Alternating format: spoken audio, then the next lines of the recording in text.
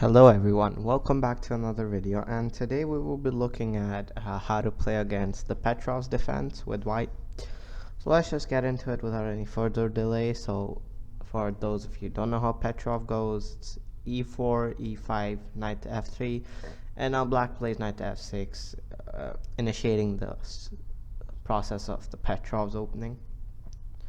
And the idea of this opening is pretty simple. Black tries to play a little passive, and usually this opening is considered as a very drawish opening, as you exchange a lot of pieces in like the first 7 moves, so it immediately goes to the end game, which leads to a kind of a drawish position. That's why many lower rateds play this against higher rateds, and that's why I actually wanted to cover this opening. So here usually you see the move knight takes e5, and after d6, knight f3, knight takes e4, you see something like knight to c3 or bishop to d3. Now bishop to d3 is one of the moves I personally like, but today we will be looking at something very different. Here the move pawn to d4. And as I said, the second variation was the knight takes e5, bishop d3, which I also like, but this is the one I like the most, something I prefer. And obviously the move here is knight takes e4, because if black takes e takes d4, he kind of gives you an extra tempo, so you can play e5. And after, let's say something like knight to e4, queen takes d4, d5, he takes d6, knight takes d6, you can always play knight to c3. After knight to c6, queen to f4. It's like the best position for white's queen. It's quite active.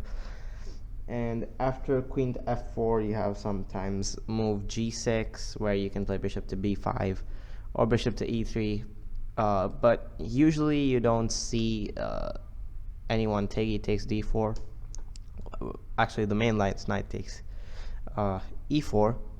And here you play the move bishop to d3, so it's attacking the knight on e4.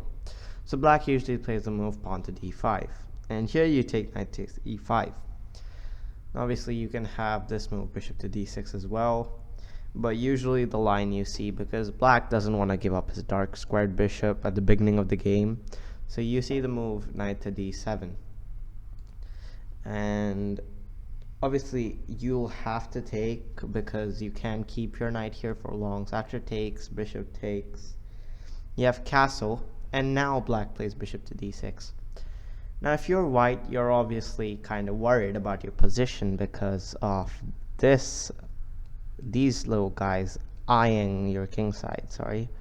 The queen would move over here, but really you don't have anything to worry about, because it's all gonna go away. And obviously instead of bishop to d6, let's say black played queen to h4 immediately.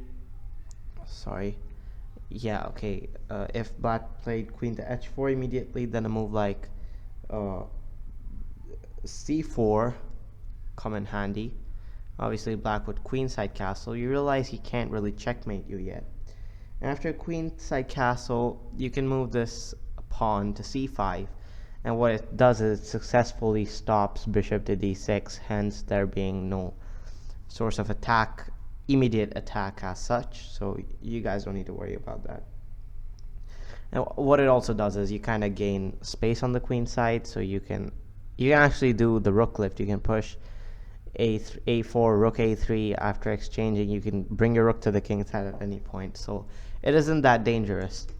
But obviously usually they do play bishop to d6 to prepare their attack, so you won't most probably see queen to h4 coming up immediately almost.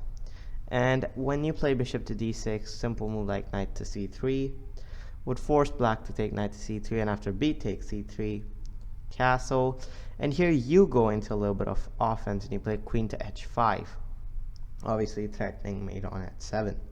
And after the move f5, stopping it successfully, rook to e1, consolidating this open file.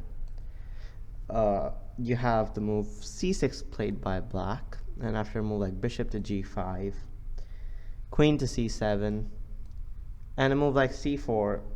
The position here is about equal, but I feel like white has an initiative position, because if this beautiful file, you're also attacking the center, and you can also always move rook b1, rook b3, and get your rook here. You have a semi-open file there as well. So this is basically the main line, and yeah, although you might think that black has this open file, I positioned it wrong. Well, it really doesn't matter, because that kind of central tension of the e file will always also come in handy while trying to make some plans. So yeah, anyways, I wanted to show you guys a game also in this variation, and it was between Petrosian Tigran versus Nalbandian. It was played in 2006. So the game went like e4, e5, knight f3, knight to f6. After d4, you had knight takes e4, bishop to d3, and d5, knight takes e5, knight to d7, knight takes, bishop takes. You had castle here, the normal, and we had bishop to d6, normal, knight c3. You realize everything's going by the plan till now. Knight takes, b takes, castle, queen h5, f5, rook e1, and here black played queen to f6, so he changed the line a bit, he didn't follow it.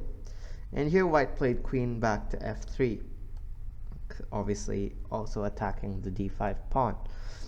And after queen to f3, black played c6, white played bishop to f4, so that the dark squared bishop isn't that powerful for black.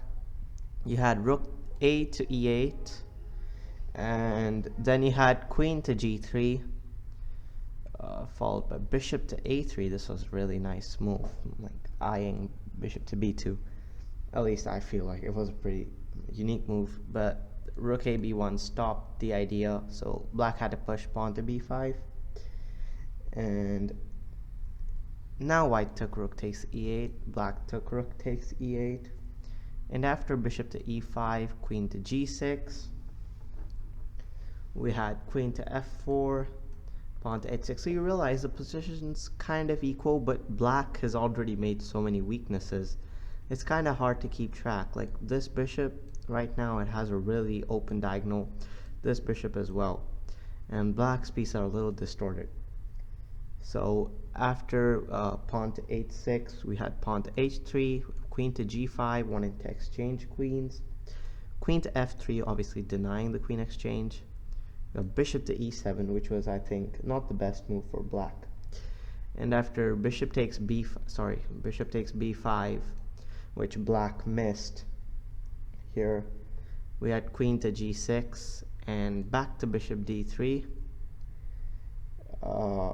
and slowly, you realize black's kinda doesn't have a plan here. So we just had bishop to d6, rook to b7, queen to e6, protecting the bishop, and after rook takes a7, bishop takes e5, d takes e5, c5, and queen e3. And here black resigned, because simple fact that counting the pawns, white has 1, 2, 3, 4, 5, 6, 7, and black has 5.